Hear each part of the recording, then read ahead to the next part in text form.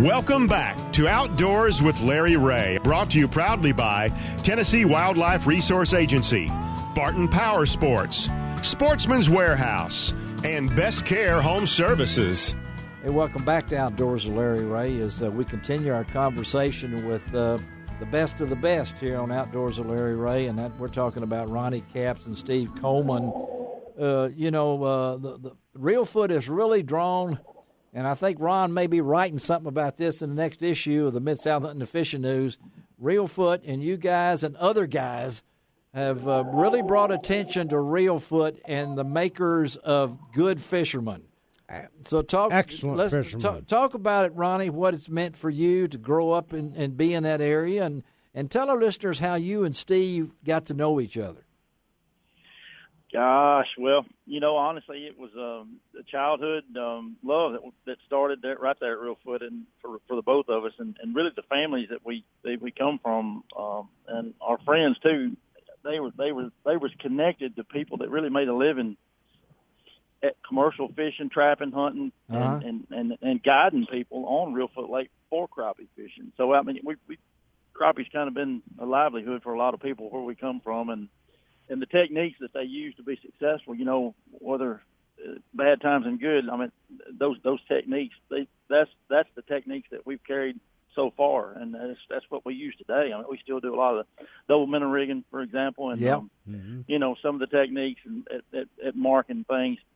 My grandfather taught us when we was just kids, and it sticks. Even though we got some of the most technical stuff at our fingertips anymore than anybody can use, some of the old ways do help out once in a while. And, and you and Steve, talk about how you and Ronnie got together and became part of this team. Well, it's back in our early years. He lived on one side of the lake, and I lived on the other. Okay. And we just kind of got together in the middle, and like Ronnie said, we did the commercial fishing thing, and man, we've done everything in the world on that lake together. Whether it's frog hunting or pearl hunting or whatever it was.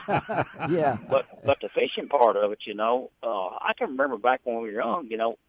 We would go fishing when we were so competitive that we just didn't want to catch fish. We wanted to figure out how we could catch more fish and better the ways that anybody had on that lake. And until today, even these new electronics comes out. When you got a new electronic, you think, well, what's next? How can we make this better? But that came with us, from day one. We've always been competitive and wanted to figure out how we could catch more fish. And it never stops. You lay in bed at night time, you think about right. it. I mean, it's just on and on. Well, and and that kind of competitive nature has caused other fishermen in the area become very, very good also, hasn't it? Right, because they pick up on their ways and they learn real quick. I look at some of the fishermen there in that area, Jeff Riddle, Tony Hughes. Very good fishermen. Yeah, very good you guys, Billy Blakely. I mean, there are a bunch of professional crappie fishermen up there that have really done well. And I think that has to go back to the way that you guys have been competitive against each other, but also the sharing of knowledge, isn't it?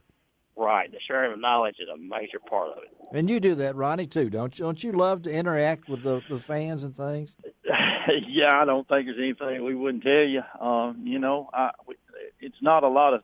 There's not a lot of guns in our arsenal. I mean, really, we lean hard on a couple of different techniques. That's double minnow rigging I'm talking about, and single pole jig fishing, and as far as casting, pulling sideways, there's all sorts of other long line, pushing crankbaits. There's a million other ways you can catch them, and we've done all that. Dock shooting, just to name a few. But honestly, we fall right back to a couple things that's always bread and butter for us, and that's exactly what we done Ross Barnett. Is fish with a single jig and push it into some structure and caught some big old fish, and it won us another tournament, man. And I just love doing shallow. We're more shallow water oriented than we are deeper water. I'm classifying 10 foot or less. Yep. Yeah. Being shallow water, I mean, we love to fish shallow.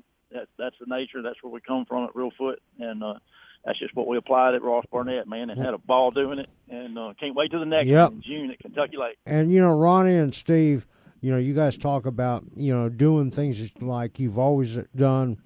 But one of the things I noticed about, I always go check your boats out and what do people have in them and everything.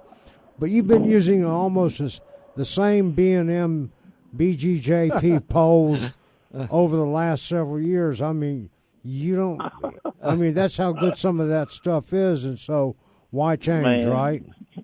Right, you think we get brand new rods every time we turned around, but honestly, we've got some in the boat that's probably 10 or 12 years old. We do get new. Come on. But they're B&M sponsored too. Have y'all guys ever been in Ron Wong's kitchen? I mean, the man has half of your poles, I think, in there. He probably does. That's the reason we don't get any. That's right. Hey, we're talking to Ronnie Capps and Steve Coleman here on Outdoors with Larry Ray, and just off a win at Ross Barnett, the American Crappie Trail. Getting ready to go in June up to Kentucky Lake. Always great to have these two guys on the show. One thing I got to ask you two guys, I kept hearing that word from Steve. I've heard it from Ronnie, competitive. Now, you guys have been at this a long time. Now, I know I'm a geezer, okay?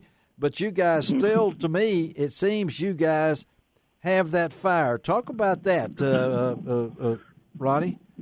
Well, Larry, that's just come secondhand to us. I mean, if you're gonna do it, give it all you got. That's the way we grew Steve's up. lying in bed at night thinking about this. He said that's right. If you're a race car driver or a crappie fisherman, I just think if you're gonna do it, man, try to do it right if you can. But honestly, the sport of crappie fishing is moving. It's moving forward, man, and going places. And the competitive minds are not just in mine and Steve's heads. I'm telling you, everybody's using every asset they have to try to win these things. So it does make it very, very thrilling to win again. Just win one of them. But I invite and challenge basically people that have thought about entering one of these tournaments on the ACT Trail. Come on. I just challenge you to come out and try it one time. I guarantee it.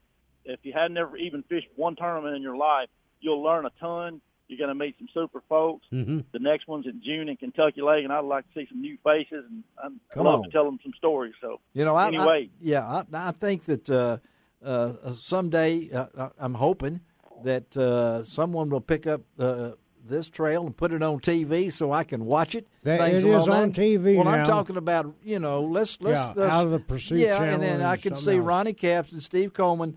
Like I watch the Kentucky Derby. There's Dale Earnhardt Jr. down on the track at the Kentucky Derby. Come on, give me a break. I mean, the guy, yes, the horses race in a circle, but, I can see you guys someday down the road teaching other people how to do it. And I think Ron has told me the atmosphere at these things are just unbelievable. It is.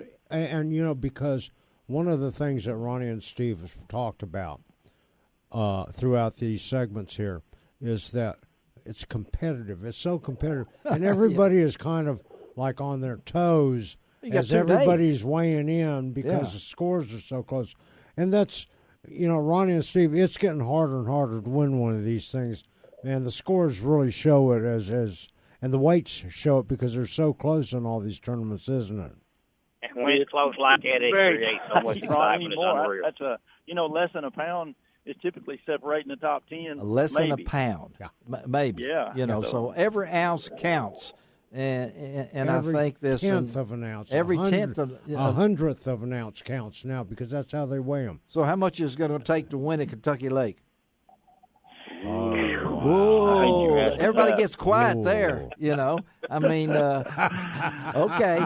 I hear quietness. So that's not good on the radio. That's.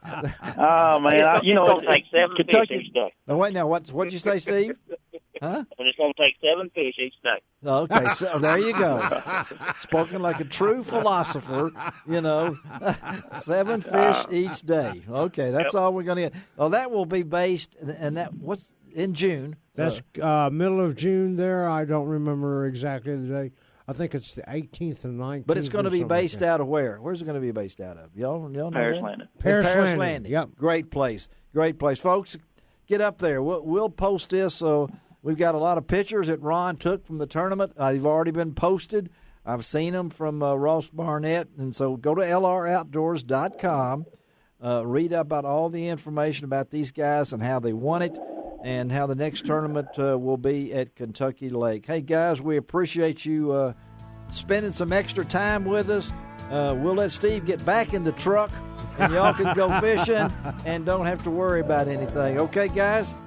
Yep, man, that sounds great. Anytime, Larry, we'd love to share what we know, man. All right, guys, we really appreciate you. Y'all be careful. All right. Huh. All right, let's take a break right now. Going to continue this fishing conversation. It's hard to get better than that, though.